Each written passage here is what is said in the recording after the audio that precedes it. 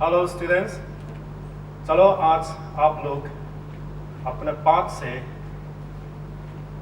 दो लेसन को समझाने जा रहा हूँ।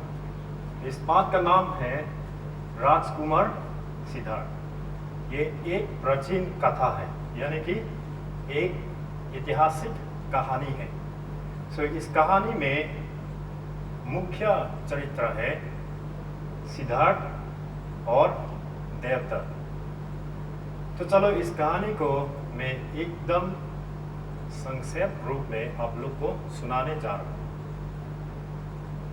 तो एक बार राज उद्यान में राजकुमार सिद्धार्थ टहल रहे थे।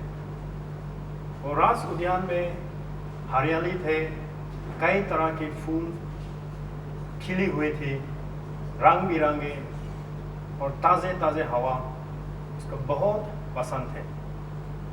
तो हर शाम को वो राज उद्यान में टहलने जाते थे। तो एक बार रोज की तरह वो राज उद्यान में टहल रहे थे, तब उसको अचानक सा कुछ दर्द आवाज सुनाई दी। तो उसने उसी आवाज की तरह चल पड़े।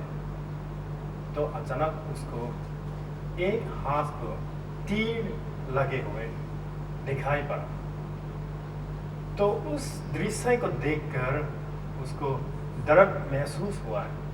तो उसने उसी हाथ को उठाया, धीरे से लगे हुए तीर को निकली और उसे साफ करके राजमहल में पत्ती या मगम लगाने के लिए ले जा रहे थे। तो रास्ते में जाते हुआ उसने उसका चचेरा भाई यानी कि देवदत्त को रास्ते में देखा। तो देवदत्त के हाथ में धनुष थे और देवदत्त ने बोला, ये हाथ मेरा है क्योंकि ये मेरा शिकारी है। तो इस बात को सुनकर सिद्धार्थ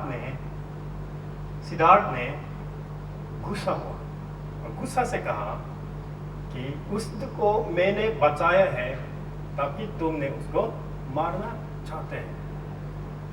तो पुराने समय में ऐसे राजाओं का कोई सिलसिला परंपरा होता है कि शिकारी करना, ऐसा करना। तो सिद्धार्थ को अच्छा नहीं लगा और उसने कहा, आप उसको मारना चाहते हैं लेकिन मैं उसको बचा रहा हूं, इसलिए आपको ये हाथ नहीं देगा।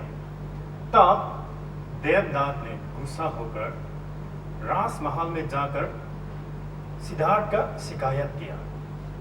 तो क्या हुआ, राजमहल में जाकर सिद्धार्थ ने राजा से कहा, जब उसने उसको मारना चाहता है तब मैंने उसको बचाया, तो क्यों उसको मैं उसे हाथ को देगा? क्योंकि मारने वाला से बड़ा बचाने वाला होता है।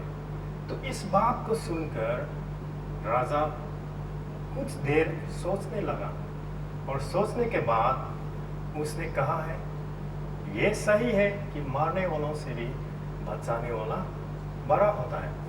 तो उसे हाथ को देवदत्त के हाथ में नहीं होना चाहिए, देवदत्त को नहीं देना चाहिए, लेकिन इस हाथ को सिद्धार्थ के हाथ में होने चाहिए। तो ये राजा के फैसला को सुनकर सिद्धार्थ बहुत खुश हुआ। अनोखा खुशी उसका मन में उबाल आया और उसने हाथ को लिया, साफ किया और पत्ती बांधी और धीरे धीरे वो हाथ स्वच्छ होने लगा, फिर उड़ने लगा और इसी प्रकार धीरे धीरे वो स्वच्छ होकर अच्छा होने लगा। तब उसने महसूस किया कि हाथ ऐसा कि उसके बुलाने से उसके पास आता है, कभी कभी राजमहल में उड़कर बैठ जाते हैं। तो उसको महसूस हुआ कि हाँ उसको धन्यवाद बोलना चाहते हैं, नहीं तो ऐसा इंसान तो भगवान का रूप होता है। तो इसी प्रकार ये कहना चाहते हैं कि जो किसी को खराब काम करते हुए देखता है, लेकिन कभी कभी नज़रअंदाज कर देता है, और कभी कभी हम लोग उसको बचाने का प्रयास नहीं करता है। इसलिए इस बात से हमें ये सीख देता है कि जो हम मारने वाला से भी बचाने वाला बड़ा होता है।